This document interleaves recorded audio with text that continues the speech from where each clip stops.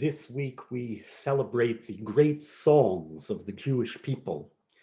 On Shabbat we will read the earliest song we know from the Torah, Shirat Hayam, the Song at the Sea. And as we do so, we conjure up the joyful scene in our minds. The waters of the Red Sea have just split in miraculous fashion, enabling our ancestors to pass through safely as God rescues them from their enemies. And the children of Israel, now standing on the dry seashore, join with Moses and Miriam in a great song of praise and thanksgiving. Az Yashir Moshe Uvenei Yisrael. Moses and the children of Israel sang, and Miriam played an instrument and led the people in dance. Throughout this pandemic, some of the most comforting and inspiring moments we have experienced have come from those who insist on making beautiful music, even in these sorrowful times. The orchestras and singers who have found ways to express their art, both separately and collectively, through socially distanced live concerts or on Zoom sessions or in spontaneous outbursts of street singing.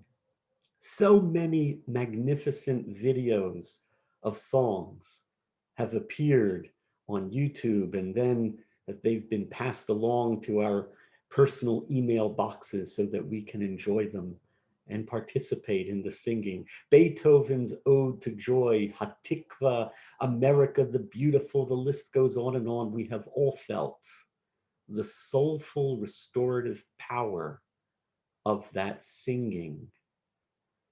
Rabbi Abraham Joshua Heschel taught there are three ways to mourn. The first is to cry. The second is to grow silent. And the third is to transform sorrow into song. What is that song? It is the song that defines a life, a song that becomes so associated with a person you can't help but smile when you hear it. I remember my bubby who loved the old Yiddish folk songs, the songs of the Yiddish theater. Was ist gewesen ist nicht da. Raschenkes mit Mandeln, Papierossen, de grüne Cousine, schön wie die Levune, bei mir bist du schön. I know them all. When other kids were learning how to play Yankee Doodle Dandy or chopsticks on the piano, those were the songs my father made me learn. And whenever I sat at the keyboard and played them for my grandmother, her eyes would fill up with tears of joy. She was a terrible singer, but those songs were hers. And as I played them, she knew her music and her soul would live on. So often when I meet with families before a funeral, they tell me about a song that meant so much to their departed loved one, a melody or a lyric that really defined their character. Think of your own parents or grandparents.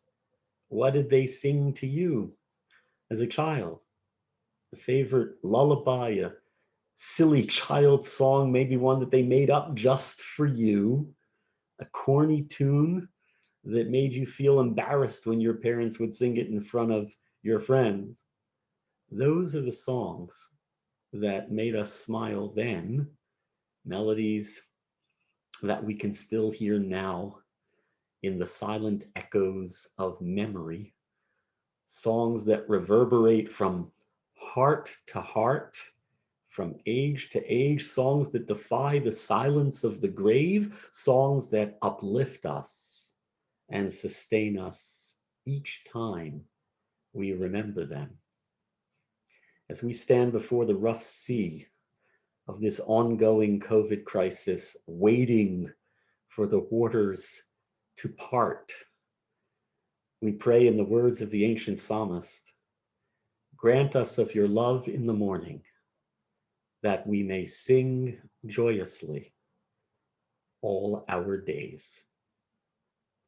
Shabbat Shalom.